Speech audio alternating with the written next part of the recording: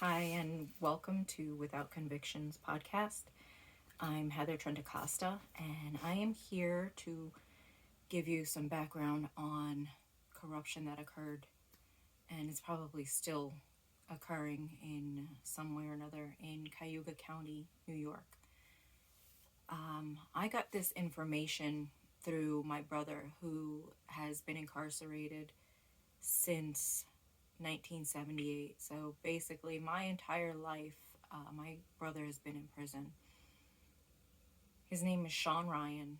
He spent the last almost 27 years in solitary confinement. He's still in solitary confinement in Attica, New York. Um, we'll touch on the solitary confinement aspect of all of this probably in one of our later episodes. But for now, I just want to give you the background on what started this whole movement, the Without Conviction movement. My brother was convicted while he was serving time in Auburn Correctional Facility. He was convicted of a homicide and arson. He throughout the years, he would write me and give me some details here and there about how he was wrongfully convicted in this case, and he could only give me bits and pieces with some facts here and there. But being in solitary confinement, you're limited. Your communication is limited to corresponding through handwritten letters. So you don't get the nuances of a face-to-face conversation or even a phone call. So I didn't pick up on a lot of these details. I didn't pick up on a lot of this stuff, and I couldn't piece together what his story was, what he had been trying to tell me all these years. Fast forward now, we're here in 2020. There's a pandemic. People are in solitary confinement. There's outrage all around. There's the HALT Act trying to get solitary confinement eliminated. And so one of the responses from the Department of Corrections was to give these inmates tablets, legal tablets that they could research. But there's also an app on there to make phone calls. So my brother, Sean Ryan, who's been in solitary confinement all these years, he had not seen, I'm sorry, I got something on my lip. He had not even seen a telephone in like 19 years, something like that. He hadn't seen television, nothing, not even a television set in 26 years. They gave him this tablet, which has to be like something so futuristic to him, because he's like a living time capsule who's been sitting in a cell, not communicating with people, not seeing, not understanding the advancements in technology, none of this.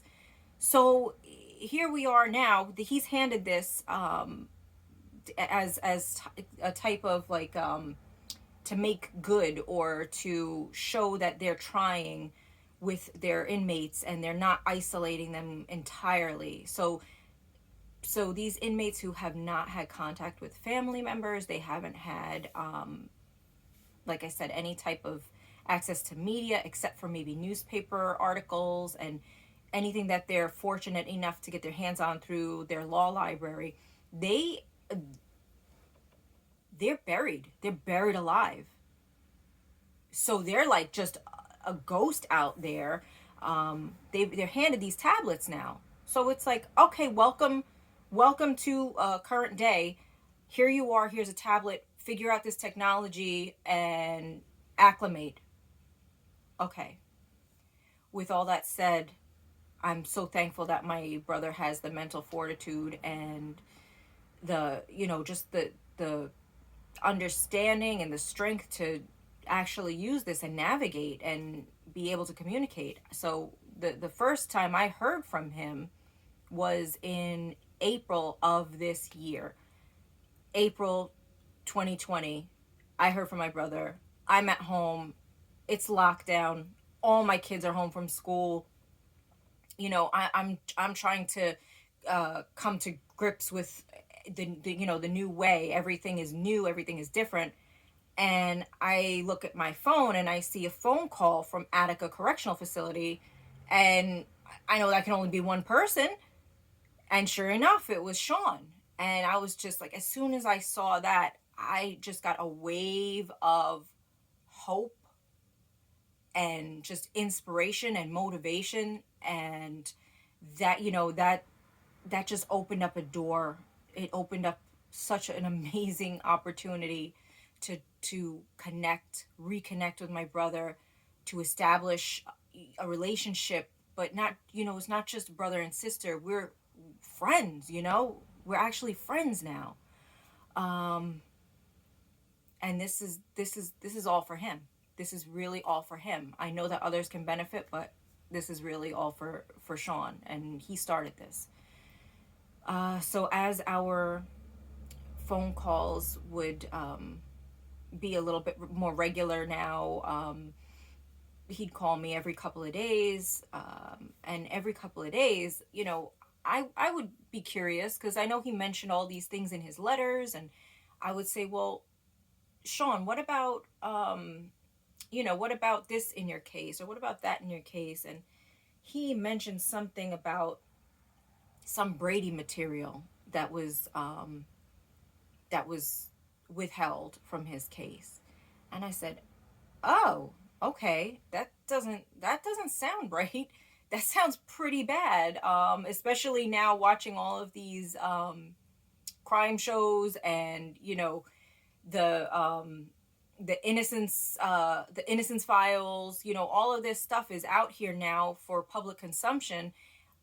And it's like, okay, we regular people can kind of understand that lingo now. And when he started saying these things to me, it meant a lot more. It actually, it meant something to me now, as before it was just, I'm reading something, and I just couldn't make that connection. I just couldn't make that connection. And I'm thankful for all of these documentaries that are out now, and these movements to exonerate innocent people. I'm so thankful, because it's given me an education that I can actually apply to somebody I love.